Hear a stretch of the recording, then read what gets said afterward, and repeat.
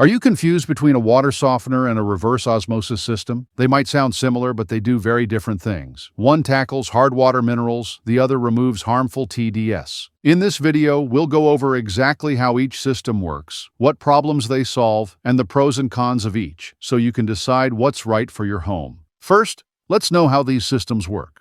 Water softener works using a chemical process called ion exchange. It uses a resin bed packed with tiny, round polystyrene beads. Think of them like little mineral magnets. As water flows through, they grab onto the calcium and magnesium, the troublemakers behind hard water, and swap them for sodium or potassium. And just to be clear, this is different from salt-free softeners or water conditioners like TAC, which only prevent scale buildup. They don't actually remove hardness minerals. Reverse osmosis works mechanically. It pushes water through a superfine semi-permeable membrane, with pores so small that most contaminants can't squeeze through. In contrast, the water molecules are small enough to slip through. Alright, so what exactly do these systems take out of your water? A water softener's main job is to remove hardness minerals, calcium and magnesium, which cause all those hard water headaches. Some softeners can also handle small amounts of ferrous iron, but they can't deal with ferric iron. They may also catch trace amounts of metals like lead, aluminum, and copper, but not very efficiently. And over time, those can actually foul the resin bed. Reverse osmosis, on the other hand, can remove all heavy metals like lead, arsenic, and even PFAS and microplastics. They can also block bacteria and viruses, but struggle with hard minerals and iron, as it can cause scale buildup or clogging on the membrane.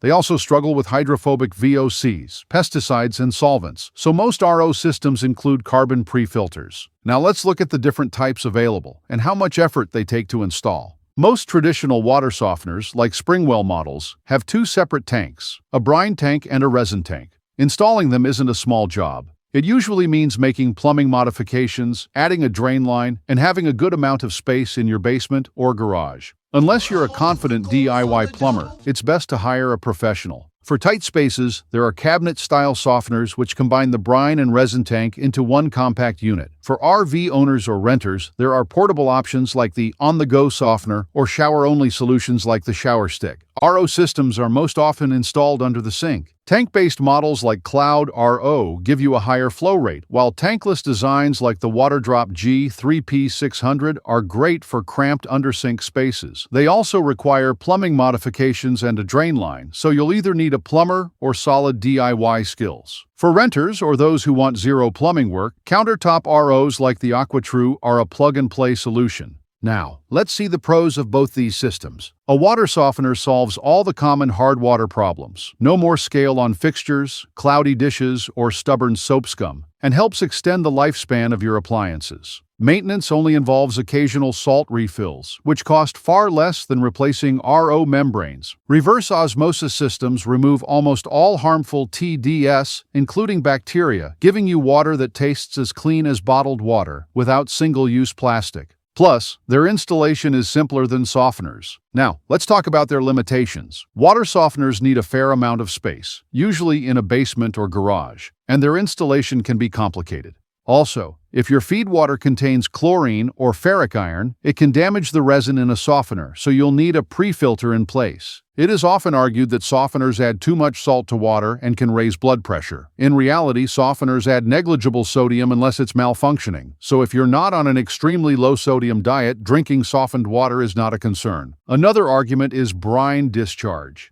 In some U.S. states, softeners are banned or restricted because excessive brine can impact septic systems. To tackle this, you can use demand-initiated softeners, like those from Springwell, which regenerate only when necessary, reducing brine output and making them safer for septic systems.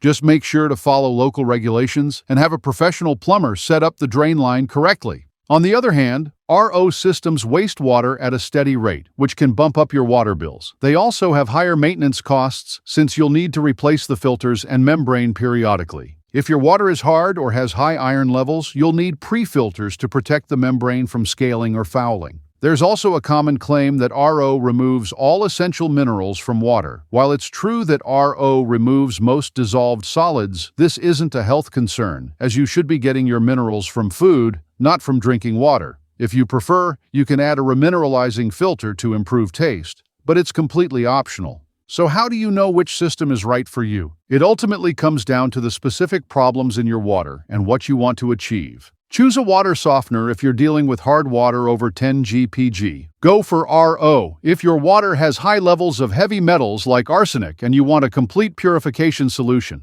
If your water contains high levels of both hardness and heavy metals, pair a water softener with an RO system for best results. The softener should go first to prevent scale buildup on the RO membrane. And if your source water has high iron or chlorine, add dedicated iron or chlorine filters before the softener to protect the entire setup. And that's a wrap. If you have questions, drop them in the comments below, and I'll be happy to help you out. And for another useful clean water guide, watch this video next.